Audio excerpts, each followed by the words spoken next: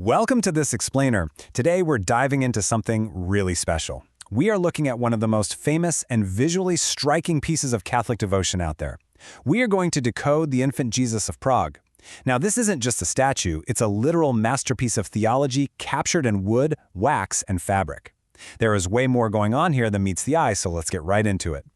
Okay, let's dive into this foundational idea. Matthew chapter 18 verse 3 says, "Unless you turn and become like children, you will never enter the kingdom of heaven."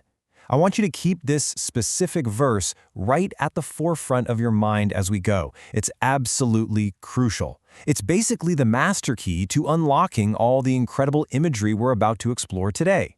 To really break down this iconic masterpiece, we're taking a structured approach. First, we'll look at the child-king paradox.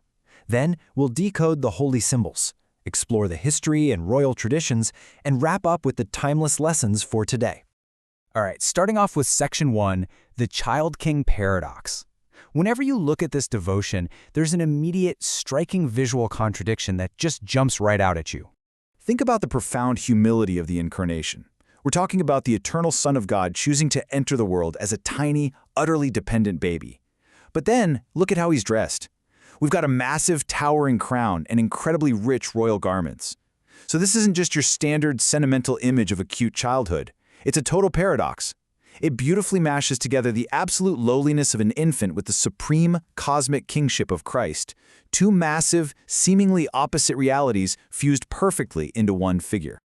Let's move to Section 2, decoding the holy symbols. We're going to play visual detective here, zooming in on specific details to literally translate the art straight into theology.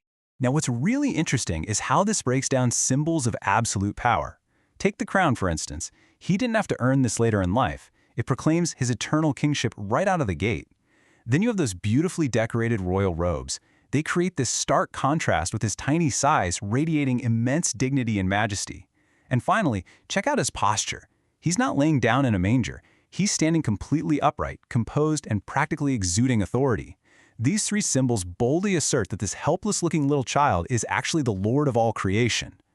But, raw power alone can be pretty intimidating. So, to balance that out, we get these beautiful symbols of grace. First off, simply being depicted as the child Jesus highlights his profound humility and humanity. Then, look closely at his right hand. It's raised in a gesture of blessing, which is a great reminder that God is the source of every good gift, always desiring to bless us when we approach him. And third, we have that radiant golden halo signifying divine glory and holiness. These elements totally soften all that royal power. They invite us in, emphasizing boundless grace over fear. So, here's a fascinating micro-mystery for you. Why exactly is there a cross sitting on top of the globe in his left hand? Well, the globe itself represents the entire world over which Christ reigns, but placing that little cross directly on top of it proclaims something massive. It says he is king specifically through the mystery of the cross.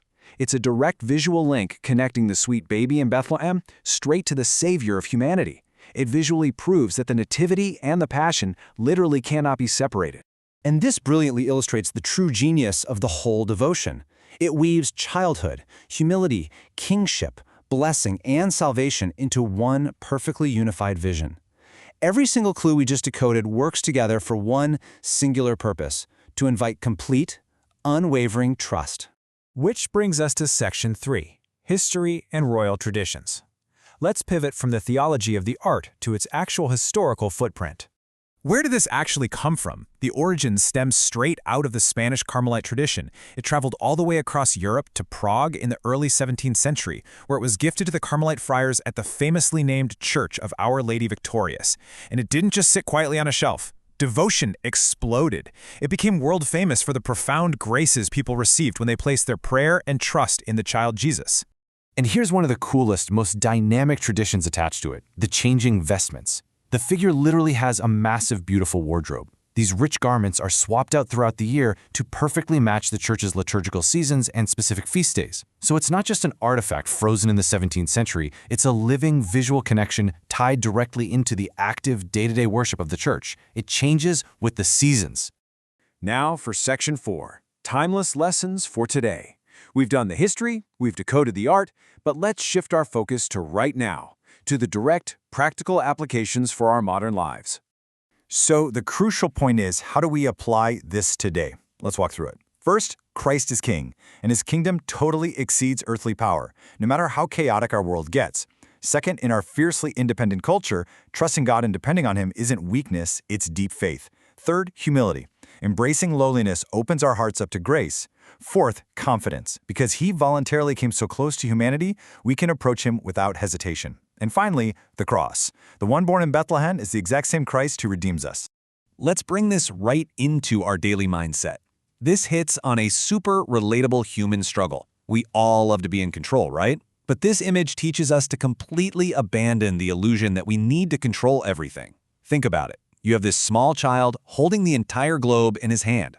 It's a reminder that he's got the whole world right there, so we really don't have to carry that exhausting weight ourselves. We can just confidently place our lives, our worries, and all our big plans directly into those hands. Which brings us to our final thought. The ultimate question this masterpiece asks of us today is this: can we trust God enough to become humble before him? It's a highly provocative thought to linger on. We are so used to associating power with wealth or political might or military strength. Yet here, ultimate, universe-creating power presents itself as a vulnerable child. I hope this explainer has opened your eyes not just to the brilliant theology hidden in the art, but to the profound invitation it offers you today. Thanks for joining me, and keep exploring.